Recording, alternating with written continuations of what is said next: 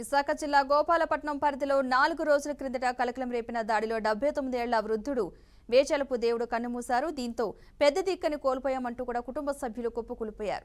దాడి సంఘటన నుండి బయటికి రాలేకపోతున్నారు. అత్యంత కిరాతకంగా తన తండ్రిని కొట్టారని కన్నీరు మున్నీరుగా వినిపిస్తున్నారు. గతంలో కూడా ముద్దాయి అగ్రపోయిన శ్రీధర్ అతని కుటుంబ సభ్యులు వీధిలో ఉన్న వారిపై గొడవలు పడి భయభ్రాంతులకు గురి చేశారని ఆరోపించారు.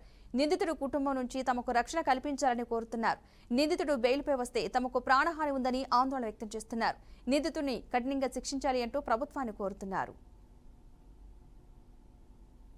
గతంలో ఆడవాళ్ళమందరం ఇలాగ మా ఇంటి దగ్గర కూర్చొని నవ్వినా వాళ్ళ మామగారు అసభ్యకరంగా ప్రవర్తించి తిట్టేవాడు. ఎందుకు తిడతారని అడిగేటప్పుడు కూడా మేము ఒకసారి స్టేషన్కి కూడా కంప్లైంట్ ఇచ్చాము. వాళ్ళ అమ్మాయి అతను అందరూ వచ్చారు. స్టేషన్లో కూడా ఎస్సీ గారు వాళ్ళు దెబ్బలాడారు. ఈ అమ్మాయిని కానీ మీరు కంట్రోల్ చేయకపోతే చాలాసార్లు మీరు స్టేషన్ మెట్లు ఎక్కవలసి ఉంటుందని కూడా వాళ్ళు వార్నింగ్ ఇచ్చి పంపారు. ఏది మనసులో పెట్టుకున్నాడో తెలియదు. ఈసారి అయితే మాకు వాళ్ళకి ఎటువంటి సంబంధం లేదు.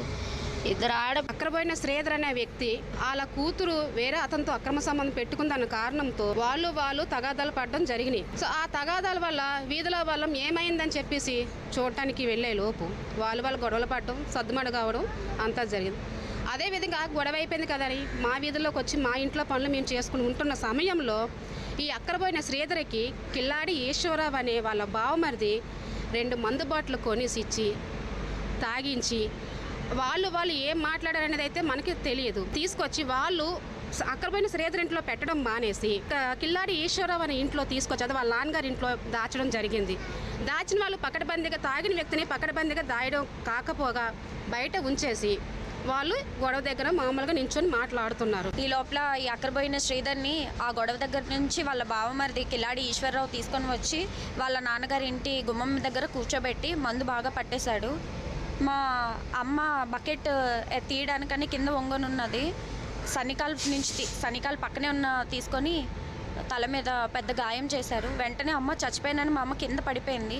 ఈ లోపల మా తాతయ్య గారు అమ్మ నా కూతుర్ని వదిలేరా కొట్టొద్దు అని బతిమాలుకోవడానికి వెళ్ళేటప్పటికి వెంటనే మళ్ళీ ఇంకొక దెబ్బ మా అమ్మ తల మీద అక్కడే దెబ్బ వేసి మా అమ్మగారు ప్రాణాలు కాపాడుకోవడానికి పరిగెట్టుకొని వెళ్ళిపోయారు. ఈ లోపల మా తాతయ్య చేతిలో ఉన్న కర్ర తీసుకొని ముఖం అసలు పొంతన లేకుండా చేసేసాడు. ఒక కన్ను ఇక్కడికి వచ్చేసింది. అప్పటికే ముక్కు పగలు కొట్టేశాడు. ఓవర్ బ్లీడింగ్ అయిపోతుంది. ఫేస్ మొత్తం చితక బాధేశాడు. వెంటనే ఏదో కేకల్లా వినబడుతుంది.